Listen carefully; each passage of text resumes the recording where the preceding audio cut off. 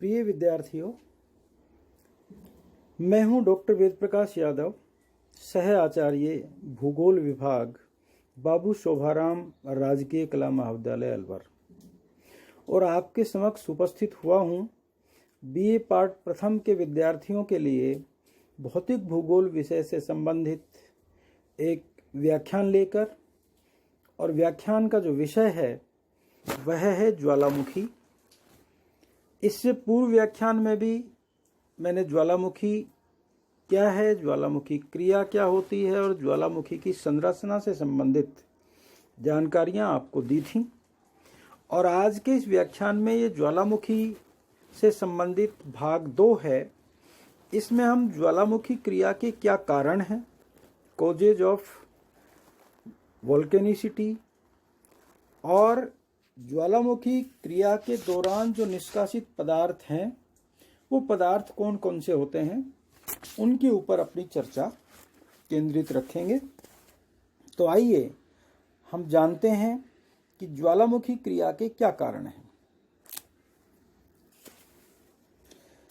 दरअसल 20वीं शताब्दी के प्रारंभ तक ऐसा माना जाता था कि ज्वालामुखी एकमात्र दुर्घटना है और उसका जो व्यवस्थित अध्ययन था वो तब तक नहीं हो पाया था। करीब 60-70 साल पहले इस ज्वालामुखी क्रिया का जो अध्ययन है उसको व्यवस्थित क्रम में रखा गया। इसका जो अध्ययन है 1944 में अमेरिकी एक विद्वान थे कॉटन ने इस क्रिया को शैल विज्ञान और भूआकृति विज्ञान की दृष्टि से अध्ययन करने की सलाह दी। और इस विषय में अनेक विद्वानों ने बाद के काल में 1962 में जैसे रिटरमैन ने, इसी तरह से 1971 में ग्रीन और शॉर्ट ने, 1972 में ब्लूम ने बुल्लार्ड ने और 1978 में ब्लूम महोदय ने अपने विचार इस क्रिया के संबंध में रखे। यदि हम सामान्य रूप से ज्वालामुखी क्रिया की व्याख्या करें तो इसमें कुछ खास तथ्य उभर करके सामने आते हैं, इनके ऊपर प्रकाश डालना भी जरूरी है। पहली बात यह है कि ज्वालामुखी क्रियाएं जहां घटित हुई हैं, मतलब ज्वालामुखी जहां स्थित हैं, उन भौगोलिक क्षेत्रों का अध्ययन करने से यह एक कॉमन बात समझ में आई है कि इनका जो वितरण है ज्वालामुखियों का, वो भूपटल के जो कमजोर क्षेत्र हैं और जो भूकंप से संबंध रखने वाले क्षेत्र हैं वहां पर दिखाई देता है। उदाहरण के तौर पर आइसलैंड में और हिमालय के जो भूकंपीय क्षेत्र हैं, इनको छोड़ करके ये अपवाद हैं, बाकी क्षेत्रों में ज्वालामुखी की क्रियाएं दिखाई देती हैं। अधिकांश क्षेत्रों में जहां भूकंप हैं वहां पर इस तरह के क्षेत्र दिखाई देते हैं, लेकिन ये अपवाद भी हैं जो मैंने आपको जिक्र किया। इसके साथ ही एक अध्ययन में ये चीज और पाई गई कि ज्वालामुखी का जो दरारी उद्भेदन होता है, मैंने पिछले जो हमारी रिकॉर्डिंग थी उसमें आपको बताया था कि जो उद्भेदन है ज्वालामुखी का वो 2 तरीके से हो सकता है। एक छिद्र द्वारा हो सकता है और एक दरार के रूप में हो सकता है। तो दरार के रूप में जो उद्भेदन है, उस उद्भेदन में 90 से लेकर के 95% जो अंश होता है, जो लावा आता है, उसमें बेसाल्ट का अंश होता है 90 से 95%। और ये जो शैलें हैं ये भूगर्भ में पर्याप्त गहराई पर मिलती हैं। ज्वालामुखी लावा का यही उद्गम स्थल होता है। और जो अधिकांश वैज्ञानिक हैं, विद्वान हैं इससे जुड़े हुए, उनका ये मत है कि भूपटल में करीब 50 किलोमीटर नीचे बेसाल्ट की एक मोटी परत है जो संपूर्ण पृथ्वी को घेरे हुए है। वहीं से इस लावा की मैग्मा की उत्पत्ति होती है। मैं आपको पूर्व में सूचित कर चुका हूं कि मैग्मा और लावा में आप कंफ्यूज नहीं हो। मैग्मा जब भूगर्भ में है मैग्मा है और धरातल पर आता है तो उसे ही लावा हम कहते हैं। तीसरी बात यह है कि जो ज्वालामुखी के केंद्रीय उद्गार वाले उदाहरण हैं, अर्थात दरारी उद्गार हैं, उनमें विभिन्न प्रकार के ठोस शैलपिंड भी निकलते हैं। इससे यह भी स्पष्ट होता है कि ज्वालामुखी का जो उद्गार है वो कुछ विशेष प्रकार की शैल परत से संबंधित नहीं होता, विभिन्न प्रकार की शैलों से संबंध रखता है। यह भी एक अध्ययन में देखा गया। और फिर एक बात और सामने आई कि ज्वालामुखी से जो निष्कासित तप्त लावा है, ये जो तप्त लावा है, ये इस बात का प्रतीक है कि लावा के उद्गम स्थान पर अत्यधिक उच्च तापमान पाए जाते हैं। तो निश्चित तौर पर वहां पर उच्च तापमान पाए जाएंगे, तभी मैग्मा की उत्पत्ति होगी। तभी मैग्मा की उत्पत्ति के बाद वो गैसों के दबाव के कारण पाइप के द्वारा बाहर धरातल के ऊपर निष्कासित होकर के आएगा। तो ये कुछ महत्वपूर्ण तथ्य हैं, और इन तथ्यों के आधार पर हम ये देखते हैं कि ज्वालामुखी क्रिया के जो मुख्य कारण हैं वो 4 कारण हमारी समझ में आते हैं। पहला कारण है कि मैग्मा की उत्पत्ति होती है, उसके कारण से ज्वालामुखी क्रिया होती है। नंबर 2, गैस और जलवाष्प की उत्पत्ति है। विभिन्न गैसों की उत्पत्ति होती है और जलवाष्प की उत्पत्ति होती है भूगर्भ में, उसके कारण से ज्वालामुखी क्रिया होती है। और तीसरी बात है कि ये जो गैस है विभिन्न प्रकार की, जलवाष्प है और लावा है, इसका जो प्रवाह है वो ऊर्ध्वाधर होता है, वर्टिकल होता है। ये एक कारण है। और फिर एक कारण है प्लेट टेक्टोनिक, प्लेट विवर्तनिकी। तो ये सब कारण हमारी समझ में आते हैं जो अब तक विद्वानों ने जिनका अध्ययन किया और अध्ययन के बाद निष्कर्ष के तौर पे ये सब बातें उन्होंने बतलाई है। तो आइए अब हम इनके ऊपर एक एक करके चर्चा करेंगे। पहली बात हम करें कि मैग्मा की उत्पत्ति। तो मैग्मा का जो ओरिजिन है वो कैसे होता है, कहाँ होता है, और उसमें किन किन जो तत्व हैं उनका सहयोग होता है, उसकी बात हम यहाँ कर रहे हैं। मैग्मा की जो उत्पत्ति है वो निश्चित तौर पर अत्यधिक जो ऊंचा तापमान है शैलों का, उसके कारण से होती है। उसके कारण से शैलें पिघलती हैं, और मैग्मा की उत्पत्ति के लिए एक आवश्यक ऊष्मा का होना बहुत जरूरी है। बिना उस ऊष्मा के ये संभव नहीं है कि शैलें पिघल करके मैग्मा के रूप में आएं। तो ये जो ऊष्मा है उसके क्या क्या स्रोत हो सकते हैं, उनके ऊपर चर्चा होनी चाहिए। तो पहला जो ऊष्मा का स्रोत हो सकता है वो ओरिजिनल हीट है, आद्य ऊष्मा जिसको हम कहें। हमारी पृथ्वी की उत्पत्ति से संबंधित जो सिद्धांत हैं उनमें ये माना गया, बहुत सारे सिद्धांतों में, कि पृथ्वी की जब उत्पत्ति हुई तो ये आरंभ में एक आग का गोला थी, बहुत ज़्यादा गर्म थी, तप्त थी, शनय शनय वो ठंडी हुई, ठंडी होकर के ठोस हो गई।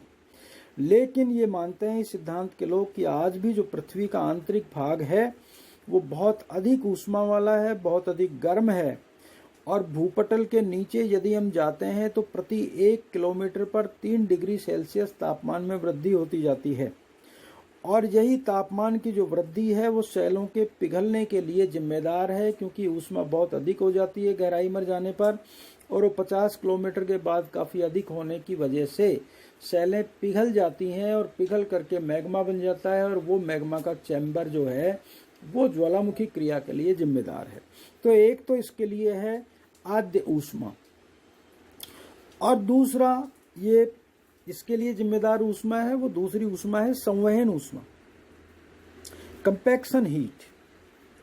ये जो कंपैक्शन हीट है ये पृथ्वी की उत्पत्ति के बारे में, जब एक सिद्धांत की हमने बात की कि भाई पहले आग का गोला थी और ठंडी होकर के बनी, अब दूसरा जो मत है वो ये भी है कि संपूर्ण जो पृथ्वी है उसका निर्माण आद्य पदार्थ के छोटे छोटे कणों से हुआ है। कालांतर में ये संघनित हो गया सारा पदार्थ और इससे पृथ्वी बन गई, और पृथ्वी का आकार बाद में ये गतिशील था तो उसका आकार बढ़ने लगा, और जो बाहरी भाग का दबाव था वो भीतर केंद्र के ऊपर बढ़ता गया, और इस दबाव के कारण ऊष्मा उत्पन्न हो गई, और इस ऊष्मा उत्पन्न होने के कारण से चट्टानें पिघलती हैं। तो ये एक दूसरा एक संवहन ऊष्मा इसका कारण हो सकती है। और तीसरा जो ऊष्मा का कारण है वो संकुचन है पृथ्वी का, कॉन्ट्रैक्शन हीट है।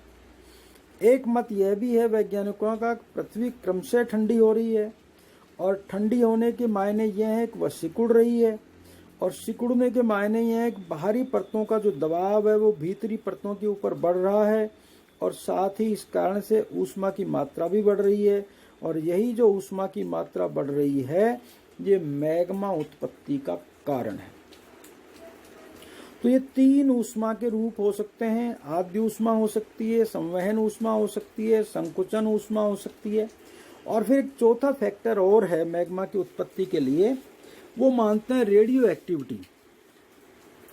हम ये जानते हैं कि भूपटल के नीचे विभिन्न रेडियो सक्रिय पदार्थ पाए जाते हैं, जिनमें यूरेनियम, थोरियम विशेष रूप से उल्लेखनीय हैं। और इनमें विखंडन होता है, और विखंडन के कारण जो का जो विखंडन है उसके फलस्वरूप ऊष्मा ऊर्जा की उत्पत्ति होती है। और उसी ऊष्मा के फलस्वरूप ये जो भीतरी शैलें हैं, भूगर्भिक शैलें हैं, वो पिघल जाती हैं और मैग्मा की उत्पत्ति होती है। तो ये मैग्मा की उत्पत्ति के कारण ज्वालामुखी क्रिया होती है। पहली बात हमने ये आपको समझाने की कोशिश की। और मैग्मा की उत्पत्ति के कारणों में हमने आपको बताया आद्य ऊष्मा, संवहन ऊष्मा, संकुचन ऊष्मा और रेडियो एक्टिविटी। अब हम बात करते हैं दूसरे फैक्टर की, जो गैसों और वाष्प की उत्पत्ति से संबंधित है। भूगर्भ में गैसों की और वाष्प की उत्पत्ति होती है, और ये जो गैस और वाष्प की जो उत्पत्ति है ये प्रोपेलिंग फोर्स के रूप में काम करती है, नोदक बल के रूप में काम करती है। और ये जितनी गैसें हैं इनमें अधिकांश गैसों में 80 से 95% जो मात्रा है वो वाष्प की होती है। हाइड्रोजन है, कार्बन डाइऑक्साइड है, गंधक है और उसके विभिन्न प्रकार के जो हाइड्रोकार्बन्स हैं, ये सब मैग्मा के महत्वपूर्ण घटक हैं। इनका जो आविर्भाव है, वाष्प का जो आविर्भाव है, वो भूमिगत जल के ज्वालामुखी छिद्र और उसके नीचे की जो तप्त शैल में उनके पहुंचने के परिणाम स्वरूप होता है। वहां तक जब भूमिगत जल पहुंच जाता है तो वो ऊष्मा के कारण उसकी वाष्प बन जाती है, और वही जो वाष्प है वो फिर प्रेशर डालती है वो जो पिघली हुई चट्टानें उनको ऊपर धकेलने के लिए। इस कारण से ज्वालामुखी क्रिया उत्पन्न होती है। अब तीसरा एक कारण है कि गैस और लावा जो है उसका ऊर्ध्वाधर प्रवाह होता है, जिसके कारण से क्रिया होती है ज्वालामुखी की।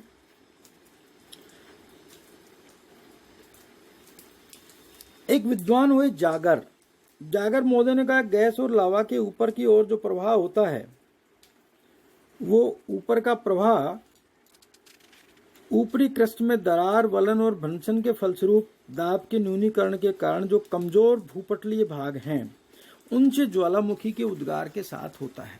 कि जो कमजोर भाग हैं वहां पर ये टूट जाता है भाग, और वहां से उद्गार हो जाता है। क्योंकि नीचे से गैसों का जलवाष्प का प्रेशर होता है, और इस कारण से वो पाइप के थ्रू नीचे से ऊपर मैग्मा का प्रवाह होता है, गैसों का प्रवाह होता है, और वो ऊपरी धरातल के ऊपर दबाव डालता है। धरातल जहां से कमजोर होता है वहां से विस्फोट हो जाता है, चाहे वो विस्फोट एक छिद्र के रूप में हो, चाहे वह दरार के रूप में हो, और उसके कारण से ऐसा हो जाता है। और फिर चौथा जो कारण बताया वो ये बताया कि ज्वालामुखी क्रिया जो है इसका संबंध प्लेट टेक्टोनिक्स से भी है, प्लेट विवर्तनिकी से भी है।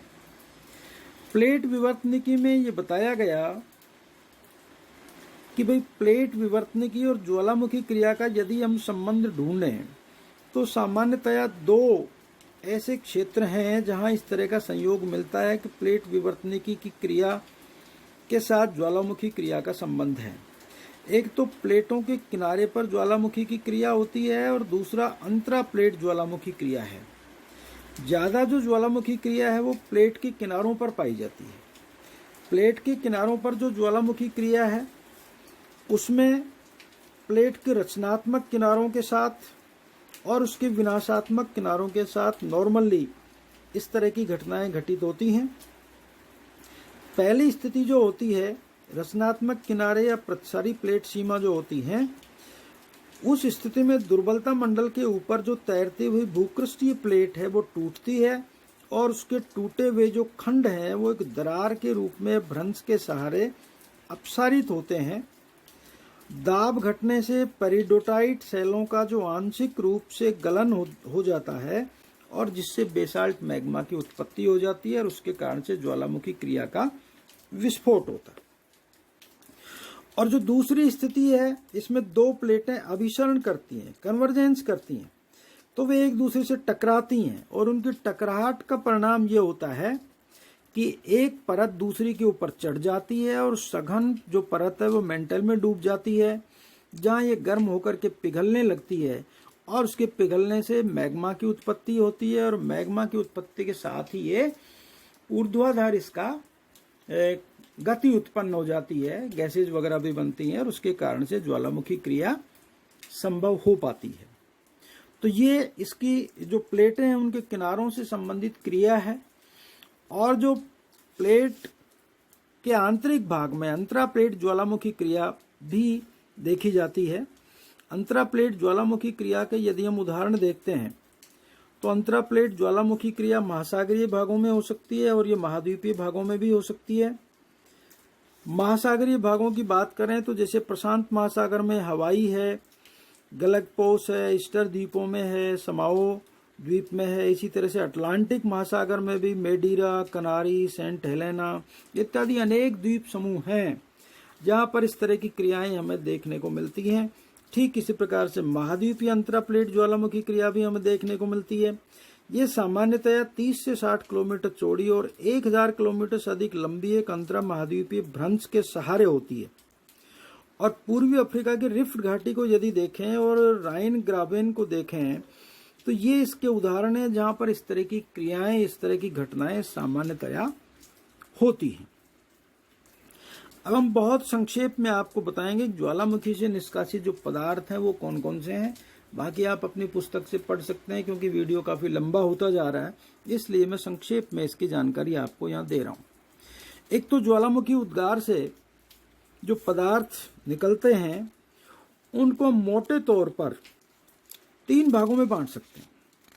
एक लावा है, दूसरा विभिन्न गैसें और जलवाष्प है और तीसरा है ज्वालामुखी से निकलने वाला जो खंडित पदार्थ है वो। तो लावा की बात करें तो लावा को भी हम 2 भागों में बांट सकते हैं। सिलिका की प्रधानता वाला लावा है और रासायनिक और खनिजीय संगठन वाला है। तो सिलिका की मात्रा के आधार पर हम 2 भाग कर देते हैं, अम्ल प्रधान लावा और क्षारीय लावा। अम्ल प्रधान लावा वो है जिसमें सिलिका की मात्रा अधिक होती है, क्षारीय लावा वो है जिसमें सिलिका की मात्रा कम होती है। ठीक इसी प्रकार से रासायनिक और खनिजीय संगठन के आधार पर हम कह सकते हैं फेल्सिक लावा हो सकता है, जो हल्के रंगों वाले खनिज जो क्वार्ट्ज, फेल्डस्पार आदि हैं उनकी वजह से होता है। दूसरा मैफिक लावा है, इसका रंग गहरा होता है, इसमें जो खनिजों की अधिकता है उसमें मैग्नीशियम, सिलिकन इसमें 49% तक होता है और मैग्नीशियम 18% के आसपास होता है। इसी तरह से एल्यूमिनियम 16.5% के आसपास है। ये इसके मुख्य खनिज है। तीसरा मध्यस्थ लावा है, इंटरमीडिएट लावा जिसको कहते हैं। इसमें फेल्सिक लावा की अपेक्षा सिलिका की मात्रा कम होती है। इसमें एल्यूमिनियम की बात करें तो एल्यूमिनियम 18% से अधिक होता है। लो मैग्नीशियम लगभग 10% है। कैल्शियम 7% के आसपास इसकी मात्रा होती है। तो ये इसके मोटे मोटे प्रकार हैं लावा के। और अब हम बात करते हैं गैसों की और जलवाष्प की। जो हमारी विभिन्न प्रकार की जो गैसें हैं, इन गैसों में कार्बन डाइऑक्साइड, नाइट्रोजन और सल्फर डाइऑक्साइड ये महत्वपूर्ण है। इसके अलावा hydrogen, carbon monoxide, sulphur, chlorine से संबंधित गैसें मिलती हैं। और जलवाष्प की एक बड़ी मात्रा 60 से 90% पाई जाती है इसमें, जो भौमिकीय जल के कारण से बनती है। और फिर तीसरे इसमें पदार्थ हैं ज्वालामुखी के जो खंडित पदार्थ हैं, जिनको हम ज्वालामुखी धूल या राख के रूप में रखते हैं, जो बहुत सूक्ष्म कण वाली होती है, अत्यंत सूक्ष्म कण वाली होती है। ऐसे ही लैपली होते हैं, जो मटर और सुपारी के आकार के जो दाने हैं उनको लैपली के नाम से जाना जाता है। इसी तरह से स्कोरिया होता है। स्कोरिया जो होता है वो चने के आकार के दाने वाला होता है। ब्रेसिया है, ये स्कोरिया का ही एक संगठित रूप है जिसको हम ब्रेसिया कहते हैं। शंकोणाश्म इसको हिंदी में कहा जाता है। और एक नाम आता है टफ, जो राख के संगठन से टुकड़े बनते हैं उसको हम टफ कहते हैं। ज्वालामुखी बॉम्ब होता है, जो आकार की दृष्टि से बहुत बड़ा होता है। कई मीटर व्यास वाले शिलाखंड जो होते हैं उनको ज्वालामुखी बम के नाम से, वोल्केनिक बम के नाम से जानते हैं। और एक प्यूमिस, जिनको झमक के नाम से भी हिंदी में जानते हैं, ये ब्रेसिया के साथ गैस के बुलबुलों से निर्मित जो छिद्रमय पत्थर के टुकड़े होते हैं उनको हम प्यूमिस के नाम से जानते हैं। तो ये विभिन्न प्रकार के ठोस पदार्थ हैं जो कि ज्वालामुखी क्रिया के दौरान धरातल पर, भूगर्भ से धरातल के ऊपर आकर के बिखर जाते हैं। तो ये 3 प्रकार के हैं पदार्थ जो ज्वालामुखी क्रिया के दौरान भूगर्भ से धरातल पर आते हैं। तो प्रिय विद्यार्थियों, आज के इस व्याख्यान में इतना ही। धन्यवाद।